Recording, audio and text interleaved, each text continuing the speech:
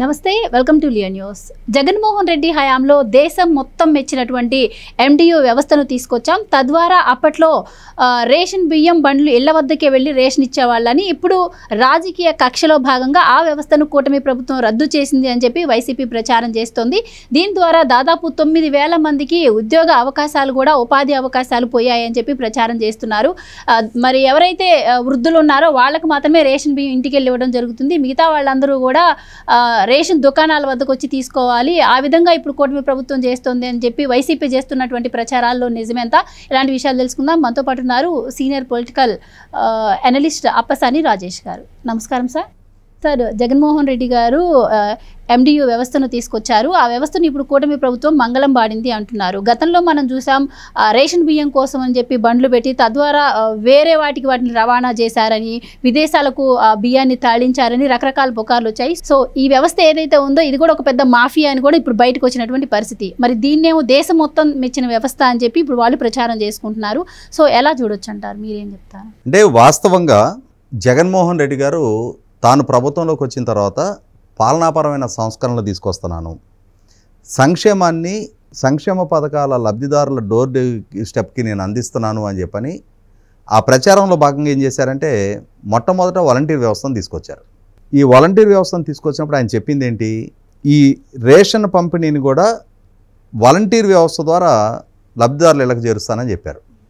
కానీ తర్వాత మళ్ళీ MDU వాహనాల ప్రస్తావన తీసుకొచ్చారు. వాలంటీర్ వ్యవస్థని ప్రతిపాదించినప్పుడు వాళ్ళ ద్వారా సంక్షేమాన్ని అందిస్తామని చెప్పిన ఆయన ఓ పక్క వాలంటీర్ వ్యవస్థను కొనసాగిస్తానే మళ్ళీ అదనంగా ఈ MDU వ్యవస్థను తీసుకొచ్చారు. ఈ వాలంటీర్ వ్యవస్థ, ఈ MDU వ్యవస్థ లేని రోజున కూడా ఆ గ్రామ పరిధిలో ఉన్న వృద్ధులకు కానీ వితంతులకు కానీ పెన్షన్ సౌకర్యం పంచాయతీ సెక్రటరీ దగ్గర అందాయి.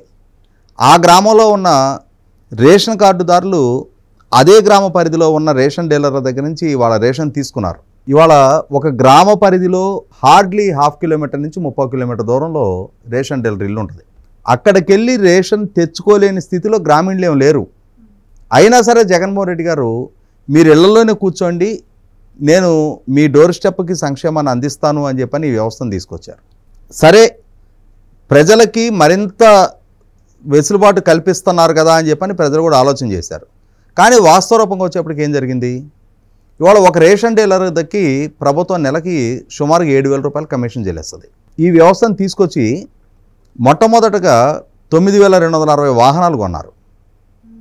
ఈ వాహనాలు కొనడానికి ఎవరినైతే MDU ఆపరేటర్ని ఎంపిక చేశారో అతను 10% కాంపోనెంట్ అతను వైపు నుంచి పెట్టుబడి పెట్టుకుంటే 90% ప్రభుత్వం ఆ అమౌంట్ని భరిస్తూ 100 కోట్ల రూపాయలు బ్యాంకు నుంచి రుణం తీసుకొచ్చి ఈ వెహికల్స్ కొన్నారు. తర్వాత ఈ ఆపరేటర్కి నెలకి 21,000 జీతం ఇవ్వడం మొదలుపెట్టారు. దీనికి తోడు అదనంగా ఈ వాహనాలకు ఇన్సూరెన్సు, మెయింటెనెన్స్ పేరిట ఇంకొక 6,000-7,000 రూపాయలు అదనంగా ఖర్చు అవుతూ ఉంది ప్రతి నెల. అంటే 4 రేషన్ డీలర్లకు ఇచ్చే కమిషన్ అమౌంటు ఒక ఆపరేటర్కి చెల్లిస్తూ ఉన్నారు. దీనికి తోడు వన్ టైం ఇన్వెస్ట్మెంట్గా వాహనాలు కొనడానికి బ్యాంకులో తెచ్చిన లోను సివిల్ సప్లైస్ డిపార్ట్మెంట్ మీద అడిషనల్ బర్డెన్ అది. సరే, ఈ వెసులుబాటు కల్పించారు, ప్రజలకి సేవలు మెరుగుపడ్డాయా? ఏ వాహనదారుడు డోర్ టు డోర్ వెళ్ళి ఏది కార్డుదారుడికి బియ్యం అందిస్తూ ఉన్నాడు? మీరు ఇంటి వద్దకు డెలివరీ అన్నాళ్ళు వీధి వద్దకు డెలివరీ చేశారు. వాళ్ళు ఏం చేస్తారు, దాని పైన ఒక సైరన్ ఉంటుంది, ఆ వీధి మొదట్లో పెట్టి ఆ సైరన్ మోగిస్తారు. ఆ బండి ఎప్పుడు వచ్చుద్దో తెలియదు. ఇప్పుడు రేషన్ డీలర్ దగ్గర అంటే ఆ రేషన్ డీలరు స్థిరంగా అతని ఇంటి దగ్గర ఒక షాప్లోనో రేషన్ షాప్ ఉంటుంది. వీళ్ళ వెసులుబాటును బట్టి వీళ్ళ ఆ షాప్కి వెళ్ళి రేషన్ తెచ్చుకుంటారు. ఇక్కడ ఏమవుతుంది, బండి ఎప్పుడు వస్తుందో తెలియదు. బండి కోసం ఎదురు చూస్తూ వీళ్ళు మిగిలిన పనులు మానుకొని వీళ్ళు షాప్కి వెళ్ళి సరుకులు తెచ్చుకునే లోపు ఆ బజార్కి బండి వచ్చి వెళ్ళిపోతే మళ్ళీ నెలకే మళ్ళీ రిటర్న్ రాడు అతను.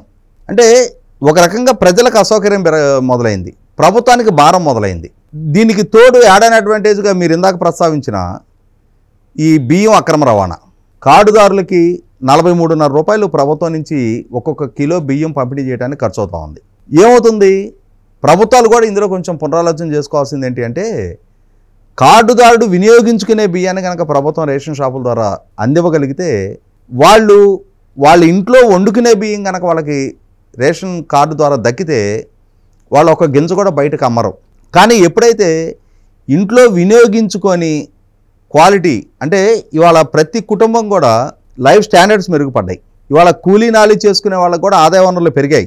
ఇవాళ మనం ఏదో 1,58,00,000 కార్డులు ఇది రాష్ట్రంలో ఉన్నాయని చెప్పని మనం చెప్పుకున్నా కూడా వాస్తవంగా అసలు సిసల క్రైటీరియా ప్రకారం చూసుకుంటే ఇందులో చాలా కార్డులు ఎలిజిబిలిటీ కోల్పోతాయి. ఇవాళ భార్యాభర్త ఇరువురు వ్యవసాయ కూలీలు కొన్నా కూడా సాయంత్రానికి 1000 రూపాయలు కూలీ తెచ్చుకోగలుగుతున్నారు. అది తప్పు పట్టాల్సిన పని కూడా లేదు. వాళ్ళు రెక్కల కష్టం చేసి సంపాదించుకుంటున్నారు. కానీ ఈ కార్డుదారుల పేరిట పంపిణీ చేస్తున్న బియ్యం వాళ్ళు తినడానికి సిద్ధంగా లేరు. వాళ్ళు మంచి క్వాలిటీ బియ్యం షాపుల్లో తెచ్చుకుంటా ఉన్నారు. ఈ బియ్యాన్ని 10 రూపాయల కాడికి అమ్మేస్తూ ఉన్నారు. ఇంకొక 30-40 అదనంగా వాళ్ళు అదనంగా ఖర్చు పెట్టుకొని మెరుగైన క్వాలిటీ బియ్యం తెచ్చుకొని వండుకొని తింటా ఉన్నారు. ప్రభుత్వానికి 43 రూపాయలు ఖర్చు అవుతుంది. దానికి అదనంగా ఈ వాహనాలు, వీళ్ళకి చెల్లించే జీతాలు, దాని మీద చెల్లించే ఇన్సూరెన్స్లు, ఇవి అదనపు ఖర్చులు. ఇవి కాక ప్రభుత్వం ఈ వాహనాలు కొనడానికి తెచ్చిన లోను ప్రతి నెల ఇన్స్టాల్మెంట్లు కట్టడం, వీటన్నిటి నేపథ్యంలో ప్రభుత్వానికి ఒక గుదిబండలాగా తయారైనవి. రెండో పక్క ఈ బియ్యం అక్రమ కొనుగోళ్లు, తరలింపుకి ఈ వాహనాలే వాడుతూ ఉన్నారు. ఒక మాఫియా నెట్వర్క్కి ఈ వాహనాలు కేంద్ర బిందువు అవుతూ ఉన్నాయి. చాలా చోట్ల ఏం చేస్తున్నారంటే ఆ కార్డుదారు చేత బయోమెట్రిక్ తంబేయించుకోవటం, నీకు బియ్యం ఇచ్చి ఆ బియ్యానికి మళ్ళీ డబ్బులు ఇచ్చి ఈ వెనక్కి బియ్యం తీసుకునే కన్నా డైరెక్ట్గా ఆ బియ్యం డబ్బులు ఇచ్చేసేసి, అంటే ఇన్స్టెడ్ ఆఫ్ బియ్యం వీళ్ళు డబ్బులు ఇచ్చేసి వెళ్ళిపోతున్నారు. బియ్యం వీళ్ళ బండ్లలోనే ఉండిపోతున్నాయి. వీటిని డైరెక్ట్గా ఎవరైతే ఈ బియ్యం సేకరించి ఎక్స్పోర్ట్ చేసే బ్యాచ్ ఉంటారో ఈ మండల లెవెల్ గ్యాదర్ చేసేవాడు ఒకడు ఉంటాడు, వాడి దగ్గర నుంచి జిల్లా లెవెల్కి ఎక్స్పోర్ట్ చేసేవాడు ఒకడు ఉంటాడు. ఈ నెట్వర్క్కి ఇదే వాహనాల్లో ఇదే సిబ్బంది వీడికి ఇంకేదో అదనపు కమిషన్ ఇస్తారు. ఈ బియ్యం తీసుకెళ్ళి వాడు అక్కడ డెలివరీ ఇస్తున్నాడు. అంటే ఒక పెద్ద నెక్సస్ ఈ ఎండియు ఆపరేటర్లు, అలాగే ఆ కన్సర్న్డ్ సివిల్ సప్లైస్ అధికారులు, కార్డుదారులు ఎవరికి వాళ్ళు ఈ తప్పులో భాగస్వాములే. ఇవన్నీ కలిపి ప్రభుత్వానికి గుదిబండగా మారుతూ ఉన్నాయి. వీటన్నిటి నేపథ్యంలో అంటే ఇండివిజువల్ స్థాయిలో ఇప్పుడు ఏమవుతుంది, రేషన్ డీలర్ దగ్గర నుంచి రేషన్ తీసుకొని వెళ్ళిన తర్వాత అతని ఇంటికి వెళ్ళి ప్రతి ఇంటి దగ్గర కొనుగోలు చేసి వాడు నెత్తిన పెట్టుకొని మోసుకురావటం వేరు. ఒక బండిలోనే వాడు బయోమెట్రిక్ వేసి ఆ డబ్బులు తీసుకొని వెళ్ళిపోతే ఆ స్టాక్ బండిలోనే ఉండిపోతే ఆ బండిలో ట్రాన్స్పోర్ట్ చేయటం వేరు. కొంతవరకైనా సరే ఈ నెక్సస్ని డిస్కరేజ్ చేయాలనేది ఒక లక్ష్యం. అదే సందర్భంలో సివిల్ సప్లైస్ డిపార్ట్మెంట్కి అదనపు భారంగా మారాయి. ఒక పక్క రేషన్ డీలర్లకు ఇచ్చే కమిషన్ ఇవ్వాల్సి వస్తుంది. వాళ్ళు స్టాక్ పాయింట్లు సివిల్ సప్లైస్ డిపార్ట్మెంట్ నుంచి వాళ్ళ దగ్గరకు వస్తాయి బియ్యం, వాళ్ళ దగ్గర నుంచి ఈ వాహనంలో వీళ్ళకి పంపిణీ చేయటం. అంటే ఆ వ్యవస్థ కొనసాగిస్తున్నారు. ఇది ప్యారలల్గా ఇంకొక వ్యవస్థను తీసుకొచ్చారు. ఈ వ్యవస్థ వల్ల సర్వీస్ మెరుగుపడకపోగా అదనపు భారం పెరిగింది. వీటన్నిటి నేపథ్యంలో ప్రభుత్వం వీటిని రద్దు చేయాలని చెప్పని ఒక నిర్ణయం తీసుకుంది. ఈ రద్దు చేసే ప్రాసెస్లో ప్రభుత్వం ఏం చేసింది, ఆ వాహనాలని ఎవరైతే ఇప్పుడు ఆ లబ్ధిదారులు ఉన్నారో వాళ్ళకే ఫ్రీ ఆఫ్ కాస్ట్ ఇచ్చేయడానికి డిసైడ్ అయింది. వాళ్ళు ఏదైనా ప్రత్యామ్నాయ ఉపాధి అవకాశాలు చూసుకుంటారు. వాళ్ళకి డ్రైవింగ్ వచ్చు, వాళ్ళు ఆపరేటర్లుగా ఉన్నారు, వాళ్ళు లోకల్గా ఏదైనా సర్కుల్ ట్రాన్స్పోర్టో కూరగాయలు లాంటివి తెచ్చి అమ్ముకోవటమో ఇంకోటి ఏదైనా చూసుకుంటారు. ఆ వాహనాలు ప్రభుత్వం జప్తు చేయట్లేదు కదా. ప్రభుత్వం ఏమి ఎమ్మెల్యేల ఇళ్ళ దగ్గర, ఎంపీపీల ఇళ్ళ దగ్గర వాటిని పెట్టేళ్ళమని చెప్పట్లేదు కదా. ఎవరైతే ఈ 9,200 మంది ఆపరేటర్లు ఉన్నారో వాళ్ళకే వాటిని ఉచితంగా ప్రభుత్వం ట్రాన్స్ఫర్ చేయడానికి సిద్ధపడతా ఉంది. ఇటువంటి నేపథ్యంలో వాళ్ళ ఉపాధి అవకాశాలు ఏం దెబ్బతినవు. ప్రభుత్వానికి అడిషనల్ బడ్డెన్ తగ్గుద్ది. ఖచ్చితంగా వేల కోట్ల రూపాయలు సంక్షేమం పేరిట ఖర్చు పెడతా ఉన్నప్పుడు, ఆ సంక్షేమం పేరిట కొంత మిస్యూజ్ జరుగుతూ ఉన్నప్పుడు ఆ మిస్యూజ్ని అరికట్టితే దానికి కూడా చెలవలు పలవలు చేసి విపరీతార్థాలు తీయాల్సిన అవసరం లేదు. కానీ రాజకీయంగా ప్రభుత్వాన్ని విమర్శించడం హక్కుగా భావించే ప్రతిపక్ష పార్టీలు ప్రతి దాంట్లోనూ రంధ్రాన్వేషణ చేసే ప్రయత్నం చేస్తారు. కానీ పౌరులకు సంబంధించినంత వరకు ఈ ఎండియు వాహనాలు లేని రోజుల్లోనూ వాళ్ళు రేషన్ షాపుల నుంచి రేషన్ తెచ్చుకున్నారు. ఈ ఎండియు వాహనాలు ఉన్న రోజు వాళ్ళకి అదనంగా ఒరిగిందేం లేదు. ఇవాళ వాటిని రద్దు చేసిన తర్వాత కూడా సక్రమంగా సకాలంలో రేషన్ డీలర్ దగ్గర నుంచి వాళ్ళకి ఆ రేషను అందటం ఖాయం. కాబట్టి ఇక్కడ 100% జగన్మోహన్ రెడ్డి గారి ప్రభుత్వం ద్వారా జరిగిన కొంత దుబారాన్ని ఎన్డీఏ కూటమి ప్రభుత్వం అరికట్టే ప్రయత్నంలో ఈ నిర్ణయం తీసుకుంది. Thank you so much. Please subscribe to Leo news for more videos.